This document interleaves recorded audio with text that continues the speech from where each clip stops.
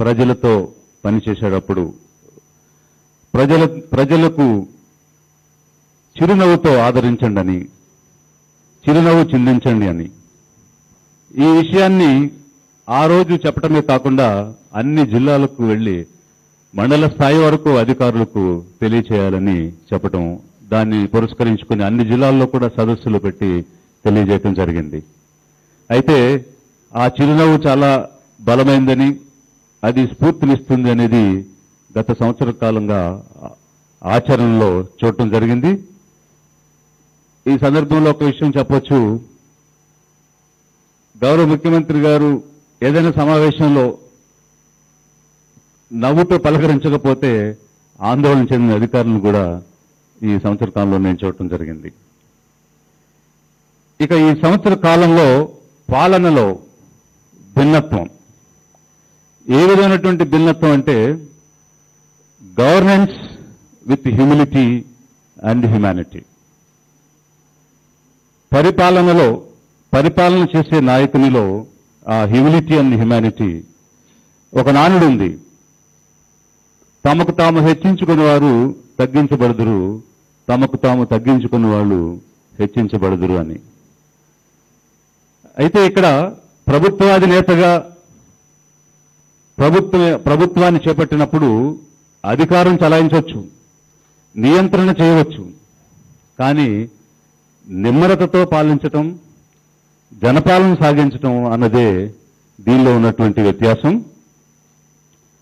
ఉదాహరణకి ఈ వార్షికోత్సవానికి నా పాలన మీ సూచన అనొచ్చు, కానీ మన పాలన మీ సూచన అన్నారు. That is the humility. అలాగే హ్యుమానిటీ గురించి వారితో పనిచేసిన అధికారుల్ని ఎవరిని పలకరించినా చెప్తారు. అయితే నాకున్న ఒక అనుభవం చెప్తాను నేను. ఒకరోజు ఈ తాడేపల్లి మోడల్ టౌన్గా చేయాలని ఒక సమీక్ష జరుగుతుంది. ఆ సమీక్షలో భాగంగా చాలా కాలువలు, కొండగుట్టల మీద ఇళ్లు వేసుకుని నివసిస్తున్న వారందరికీ శాశ్వత ప్రాతిపదికన మనం ఇళ్ల స్థలాలు ఇద్దామని గౌరవ ముఖ్యమంత్రి గారు అన్నారు. అప్పుడు మంత్రి గారు బొత్స సత్యనారాయణ గారు, సార్ మనం పట్టాలు ఇచ్చినా కూడా వాళ్ళు అక్కడి నుంచి వెళ్ళరు, మళ్ళీ అక్కడే ఉంటారు అని అన్నప్పుడు, అలా అయితే అన్ని మౌలిక వసతులతోటి ఒక కాలనీ ఏర్పాటు చేసి ఇల్లు కట్టించి అప్పుడు వారందరినీ కూడా అక్కడికి షిఫ్ట్ చేద్దాం, మారుద్దాం. ఎందుకంటే ఆ రోజు ఒక స్టేట్మెంట్ ఇచ్చారు, no development is a development unless the marginalized get their due share in the development. ఒక ఫోర్స్ఫుల్ స్టేట్మెంట్ ఆ రోజు వారికి వారు అప్పటికప్పుడు అనటం జరిగింది. అంటే ఎవరైతే సమాజానికి దూరంగా నెట్టివేయబడ్డారో, అణిచివేతకు వివక్షకు గురయ్యారో, వారు అభివృద్ధిలో భాగస్వాములు కానప్పుడు అది అభివృద్ధే కాదు అని వారి నోటితో వారు అన్నారు. That is the humanity. So governance with humility and humanity. Doctor Nelson Mandela ఒక కొలాబరేషన్ పవర్ ఏ విధంగా ఉంటుందని ఒక మాట చెప్పడం జరిగింది. ఒక మంచి నాయకుడు నిజాయితీగా, లోతుగా చర్చలో పాల్గొంటారు. ఎందుకంటే తనతో పాటు ఎదుటివారితో మమేకమై ఏకత్వంతో మరింత శక్తిగా ఎదగడానికి. సరిగ్గా 5 సంవత్సరాల తర్వాత మాట్లాడదాంలే అనేటువంటి ఆలోచన కాకుండా జనవాక్కు, జనాభీష్టం ఏమిటి అనేది చర్చించి పాల్గొనటానికి, ఈరోజు చర్చలో పాల్గొనటానికి సహృదయతో వారు విచ్చేసినందుకు వారికి ధన్యవాదాలు తెలియజేస్తూ ఈ కార్యక్రమానికి సాదరంగా స్వాగతాన్ని తెలియజేస్తున్నాను. అలాగే ఈ పాలనకు ఒక కొత్త నిర్వచనం ఇవ్వాలని, వినూత్నంగా దేశంలోనే ప్రప్రథమంగా ఏర్పాటు చేసిన ఈ గ్రామ వార్డు సచివాలయాలకు వాటి యొక్క పునాది నుంచి పూర్తి నిర్మాణం వరకు మూల స్తంభాలుగా నిలిచినటువంటి గౌరవ మంత్రివర్యులు పెద్దిరెడ్డి రామచంద్రరెడ్డి గారికి బొత్స సత్యనారాయణ గారికి స్వాగత సుమాంజలి తెలియజేస్తున్నాను. అదేవిధంగా ఈనాటి సమావేశానికి ఇచ్చేసినటువంటి గౌరవనీయులు చీఫ్ సెక్రటరీ గారు, డీజీపీ గారు, అధికారులు, అలాగే ఈరోజు టీం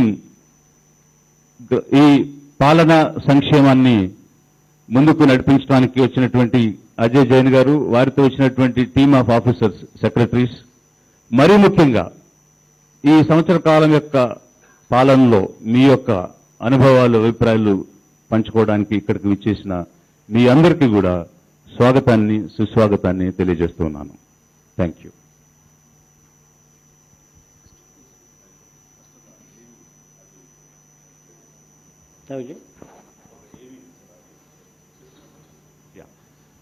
సో ఆడియో విజువల్ ఒక 2 నిమిషాలు ఈ గ్రామ వార్డు సచివాలయాల మీద ప్లే చేయాల్సిందిగా కోరుతున్నాను. కష్టాల కడలిలో ప్రజలు కూరుకుపోతున్న వేళ నేనున్నాను అని ఒక చెయ్యి ఆప్యాయంగా స్పృశించింది. కష్టం చెప్పుకుందామంటే వినే నాథుడు లేక విలవిలరాడుతోన్న వేళ గుండె లోతుల బాధలు వినడానికి నేనున్నాను అని, నేను విన్నాను అని ఒక గొంతు ధైర్యం చెప్పింది. రాష్ట్రంలో సహాయం కోసం ఎదురు చూస్తా ఉన్నా ప్రతి కుటుంబానికి, ప్రతి మనిషికి ఈ వేదికపై నుంచి ఒక్క మాట ఇస్తున్నాను. నేను విన్నాను, నేను ఉన్నాను అని చెప్పి ఈ వేదిక మీద నుంచి నేను మాట ఇస్తా ఉన్నాను.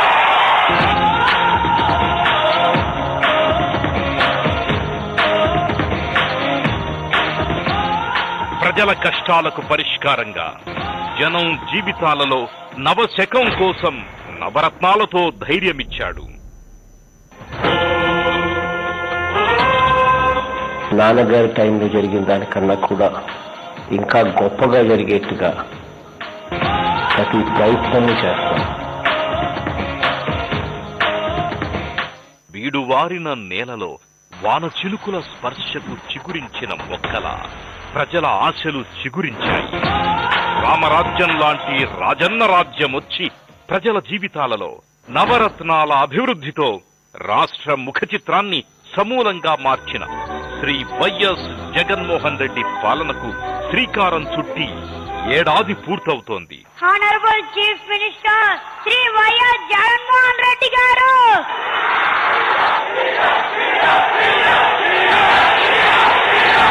రాష్ట్రం నలు చెరగుల 3648 కిలోమీటర్ల పాదయాత్రలో చెవిన పడిన ప్రతి మాట, రాలిన కన్నీటి బొట్టు జగనన్న మనసులో సుడులై తిరిగి ప్రజల కష్టాలకు శాశ్వత పరిష్కారంగా గ్రామ వార్డు సచివాలయాల ఏర్పాటుకు నాంది పడింది. మహాత్మా గాంధీ కలలుగన్న గ్రామ స్వరాజ్యానికి, అంబేద్కర్ విరచించిన స్థానిక పాలనకు ఖచ్చితమైన రూపమిచ్చి విమర్శకులు సైతం ముక్కున వేలేసుకునేలా గ్రామ వార్డు సచివాలయాల ఏర్పాటుతో శ్రీ వైఎస్ జగన్మోహన్ రెడ్డి గారు నవశకానికి నాంది పలికారు.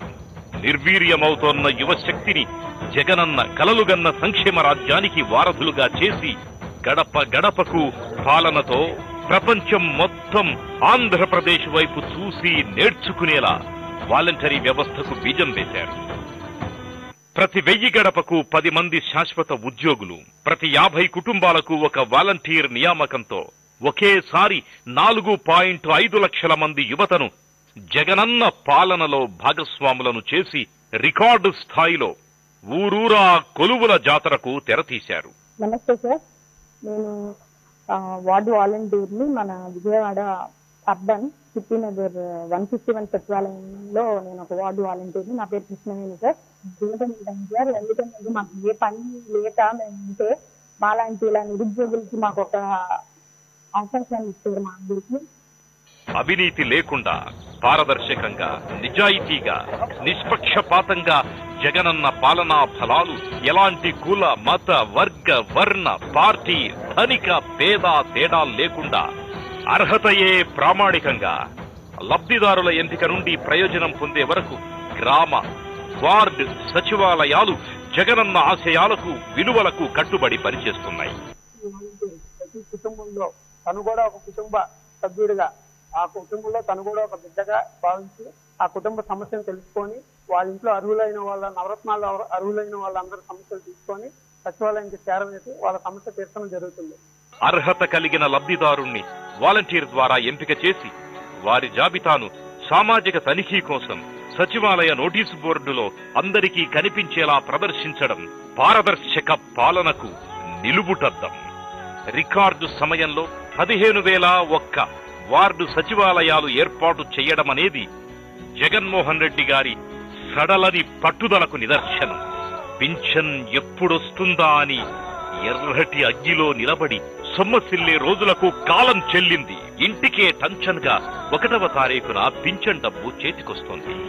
చదివిస్తే డబ్బిస్తానని అమ్మ ఒడితో అమ్మలందరి ఒడిలో 15,000 రూపాయలు పెట్టి పేదింటి బిడ్డల బంగారు భవిష్యత్తుకు బాటలేసిన సంఘ సంస్కర్త జగనన్న.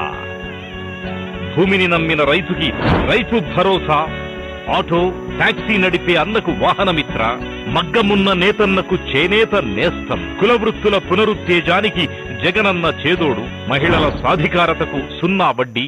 ఒకటేమిటి, ఇలా లెక్కకు మిక్కిలి సంక్షేమ పథకాలను కేవలం సంవత్సరంలోపే ప్రజలకు అందించడం నభూతో నభవిష్యతి.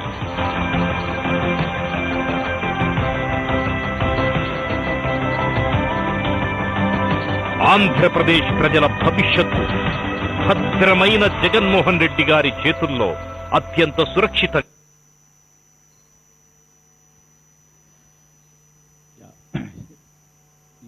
ఈ థీమ్కి సంబంధించి ఈరోజు ప్రజాపాలన సంక్షేమం, దీనికి సంబంధించి ఒక బ్రీఫ్ ప్రజెంటేషన్ అజయ్ జైన్ గారు ఇస్తారు.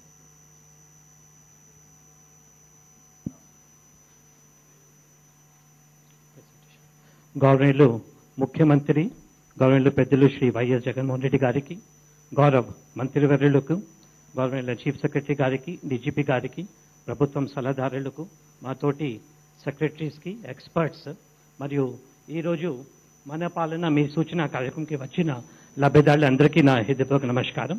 ముందుగా ఈ నూతనంగా ఏర్పాటైన gram volunteer, ward volunteers, gram secretariat, ward secretariat department నుంచి మీ అందరికీ కూడా హృదయపూర్వక స్వాగతం పలుకుతున్నాము. సరే, ఇది నూతనంగా ఏర్పాటైన డిపార్ట్మెంట్ ఉండవచ్చు, కానీ గవర్నమెంట్ ముఖ్యమంత్రి గారు ఏమన్నారు అంటే ఇది మా హార్ట్ కి చాలా దగ్గర, అంటే this is the heart of the governance. సరే, if I'm permitted to say, it is not only heart, it is also the legs and the hands of the government. ఎందుకంటే entire government programs will run through the system of volunteers and secretariat, and all government schemes will be executed through this. This is also the face of the governance. ఎందుకంటే ప్రభుత్వం ని ఏ విధంగా పని చేస్తుంది, ప్రభుత్వం లెక్క పెట్టాలంటే ఈ వ్యవస్థ ద్వారా లెక్క పెడతారు. దీంతో పాటు this is also the eyes and ears of the government. ఎందుకంటే you will get the feedback of the government through this programme. So ఇటువంటి ముఖ్యమైన డిపార్ట్మెంట్ కి ఈరోజు పరిపాలన, ప్రజాపాలన మరియు సంక్షేమంకి ఈరోజు థీమ్ పెట్టడం జరిగింది. ముఖ్యంగా మీ అందరికీ తెలుసు, గౌరవ ముఖ్యమంత్రి గారు ఇప్పుడు వీడియోలో చూపించారు, ప్రజల బాధ అర్థం చేసుకొని ఏ విధంగా పరిపాలనని ప్రజల దగ్గరికి తీసుకుపోవాలి ఉద్దేశంతో వాలంటీర్స్ వ్యవస్థ, వార్డ్ అండ్ విలేజ్ సెక్రటేరియట్ ఏర్పాటు చేయడం జరిగింది. ఆగస్ట్ నెలలో వాలంటీర్స్ రిక్రూట్ అయినారు. అదే విధంగా విలేజ్ సెక్రటేరియట్స్ కూడా అండ్ వార్డ్ సెక్రటేరియట్స్ అక్టోబర్ నెలలో ఏర్పాటు చేయడం జరిగింది. నెక్స్ట్, వాలంటీర్స్ చూస్తే మొత్తం 2,61,919 మంది వాలంటీర్స్ మనం రిక్రూట్ చేశాము. రూరల్లో 1,93,606 మంది, దీంట్లో సుమారుగా 82.5% ఎస్సీ, ఎస్టీ, బీసీ, మైనారిటీ వర్గం సంబంధించిన వాళ్ళు ఉన్నారు. అదేవిధంగా వార్డ్ సెక్రటేరియట్ సంబంధించిన మనకు టోటల్ 3,000 వార్డ్ సెక్రటేరియట్ సంబంధించిన వాలంటీర్స్ కూడా దగ్గర ఉన్నారు, 68,913. అదేవిధంగా సెక్రటేరియట్ కూడా 15,004 సెక్రటేరియట్ కూడా ఏర్పాటు చేయడం జరిగింది. 1,34,694 నోటిఫై చేసి ఈరోజు సుమారుగా ఆల్మోస్ట్ 95% పైన రిక్రూట్ కూడా చేయడం జరిగింది. నెక్స్ట్, ఈ డిపార్ట్మెంట్ కూడా నవంబర్లో, ఎందుకంటే ఇది డిపార్ట్మెంట్ ముఖ్యం కాబట్టి సెపరేట్ గా ఒక డిపార్ట్మెంట్ కూడా క్రియేట్ చేశారు. ఏప్రిల్ నెలలో కేబినెట్ కూడా దీనికి అప్రూవల్ ఇచ్చింది.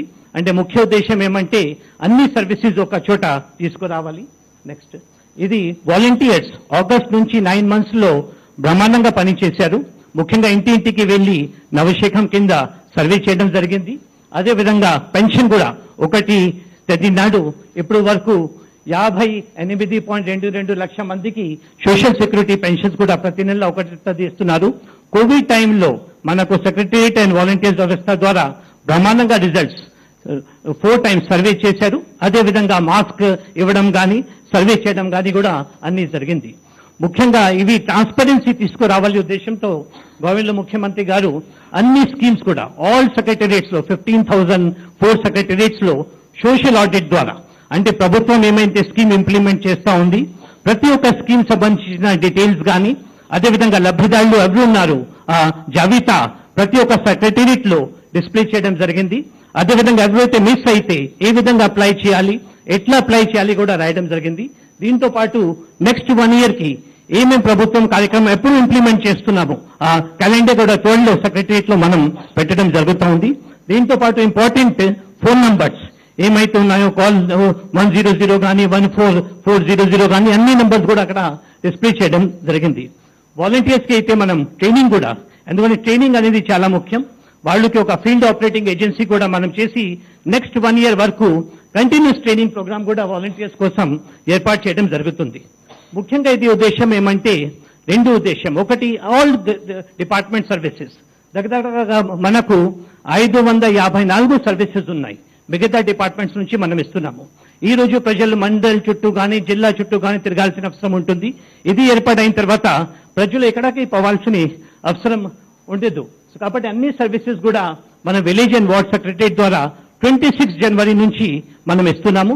ఇప్పుడు వరకు సుమారుగా 6 లక్షల సర్వీసెస్ కి రిక్వెస్ట్ వస్తే దీంట్లో 5,12,000 సర్వీసెస్ దీంట్లో ఇవ్వడం జరిగింది. ముఖ్యంగా revenue department, civil supplies, MNUD ద్వారా మనం సర్వీసెస్ ఎక్కువగా ఇవ్వడం జరిగింది. నెక్స్ట్, ఇది సార్ ఒకటి లాస్ట్ 1 week లో బ్రహ్మాండంగా రిజల్ట్స్ కూడా వస్తున్నాయి. అదే MNUD డిపార్ట్మెంట్ చూస్తే ఇంతకుముందు 58% ఉంటే ఇప్పుడు ఆల్మోస్ట్ 90%కి ఇంక్రీజ్ చేయడం కూడా జరిగింది. ఫ్యూచర్ లో 100% సర్వీసెస్ మనం దీని ద్వారా ఇవ్వాలి. కొత్త ఇనిషియేటివ్స్ కింద జిల్లాకి ప్రత్యేకంగా ఒక జాయింట్ కలెక్టర్ దీనికోసం ఈ గవర్నమెంట్ ముఖ్యమంత్రి గారు విలేజ్ అండ్ వార్డ్ సెక్రటరియట్ కోసం పెట్టడం జరిగింది. వాళ్ళు అందరూ కూడా జాయిన్ అయినారు. దీంతో పాటు సార్ ఇప్పుడు ఆల్ వాలంటీర్స్ కి మనం సుమారుగా 2,50,000 వాలంటీర్స్ కి ఒక టెలిగ్రామ్ గ్రూప్, అంటే ముఖ్యమంత్రి గారు ప్రభుత్వం నుంచి ఏ మెసేజ్ అయినా ఒక 5 minutes లో, 5 minutes కూడా కాదు ఇంకా తక్కువ సమయంలో అన్ని వాలంటీర్స్ కి చేరడం జరుగుతుంది. అదేవిధంగా వాలంటీర్స్ కూడా వాట్సాప్ గ్రూప్ ఫామ్ చేస్తున్నారు. కాబట్టి ముఖ్యమంత్రి గారి నుంచి ప్రభుత్వం నుంచి ఏం సందేశం అయినా విదిన్ 2 minutes ఆంధ్రప్రదేశ్ లో ఉన్న ప్రతి ఒక్క సిటిజన్ కి మనం చేరే విధంగా ఆ సిస్టమ్ ఈ రోజు మనం తీసుకువస్తా ఉన్నాము.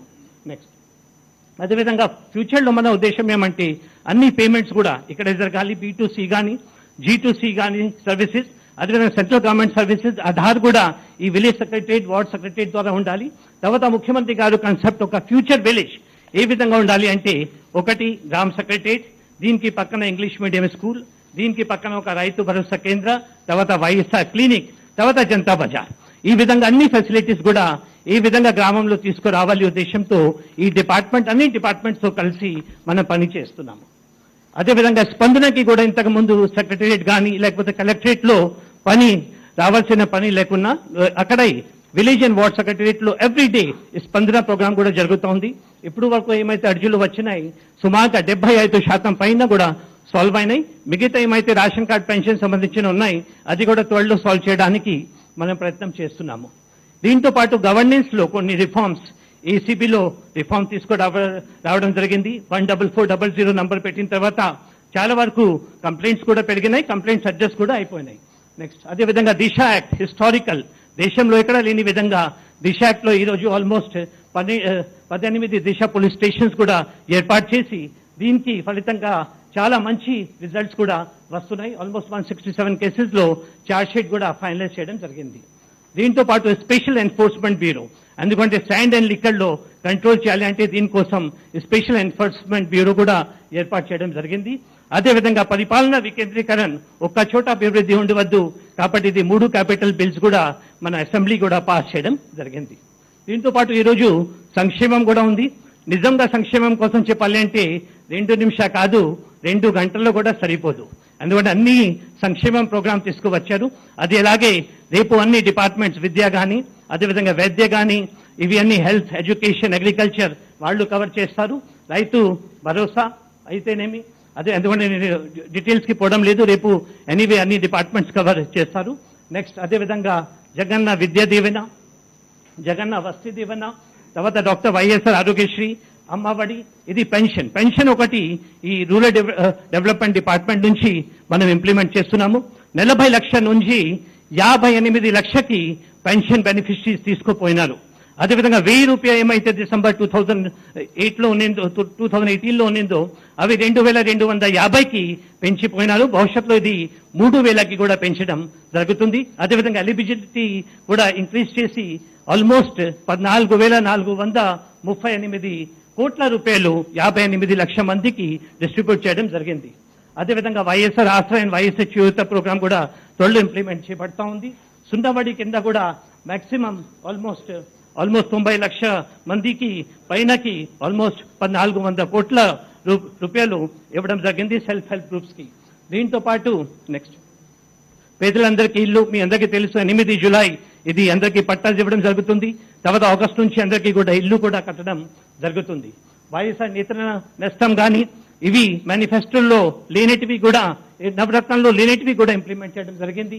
వైఎస్ఆర్ లా నేస్తం, తర్వాత అగ్రిగోల్డ్ విక్టిమ్స్ కి 266 crores, వాహన మిత్రం, అదేవిధంగా నరేగా కింద కూడా అన్ని మనం కవర్ చేశాము. ముఖ్యంగా వెల్ఫేర్ ఉద్దేశం ఏమంటే ముఖ్యమంత్రి గారిది, ఇది ప్రతి ఒక్కరికి కూడా వెల్ఫేర్ ఉండాలి. సాచ్యురేషన్ మోడ్ లో పార్టీకి కానీ, కులంకి కానీ, మతంకి కానీ ఎటువంటి తేడా లేకుండా ప్రతి ఒక్కరికి కూడా ప్రభుత్వం సంక్షేమ ప్రోగ్రాం అందాలి ఉద్దేశంతో ఇవి అన్ని సంక్షేమం కార్యక్రమం చేయడం జరుగుతుంది. కాబట్టి ఈ రోజు ఇది ఒక చిన్నగా పరిపాలన, అదేవిధంగా సంక్షేమంలో ప్రభుత్వం తీసుకువచ్చిన లాస్ట్ 1 year లో కొన్ని మేజర్ రిఫార్మ్స్ మాకు ఈ అవకాశం ఇచ్చినందుకు విజయ్ కుమార్ గారికి అందరికీ ధన్యవాదిస్తూ సెలవు తీసుకుంటున్నాను. Thank you sir. సో ఇప్పుడు గౌరవ ముఖ్యమంత్రి గారికి విన్నవిస్తున్నాము. ఈరోజు రాష్ట్రం నలుమూల నుంచి ఇచ్చేసినటువంటి వాలంటీర్స్ ఉన్నారు, బెనిఫిషరీస్ ఉన్నారు, ఎక్స్పర్ట్స్ ఉన్నారు. వారితో నేరుగా ముఖాముఖిగా మాట్లాడాలని గౌరవ ముఖ్యమంత్రి గారికి విన్నవిస్తున్నాను.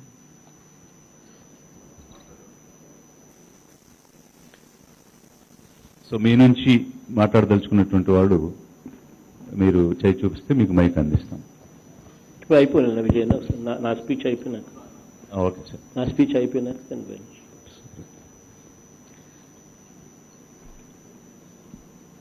గడిచిన సంవత్సర కాలంలో మన ప్రభుత్వం ఎలా అడుగులు ముందుకు వేసింది, అడుగులు వేసింది బాగానే వేశామా, లేకపోతే ఇంకా ఎక్కడైనా కూడా రిపేర్లు చేసుకోవాల్సిన అవసరం ఎక్కడైనా ఉందా అని తెలుసుకునేందుకే ఈ కార్యక్రమానికి ఈ 5 రోజుల పాటు ఒక్కొక్క ఏరియా ఒక్కొక్కసారి టచ్ చేసే కార్యక్రమం చేస్తా ఉన్నాం. ఈరోజు టాపిక్, ఈరోజు థీము గవర్నెన్స్ అండ్ వెల్ఫేర్. ఈ 2 సబ్జెక్ట్స్ మీద ఈరోజు మనం మనందరి పాలన మీ సూచనలు అన్న ఈ కార్యక్రమంతో మీ సలహాలు సూచనలు తీసుకునేదానికి ప్రయత్నం చేస్తా ఉన్నాను.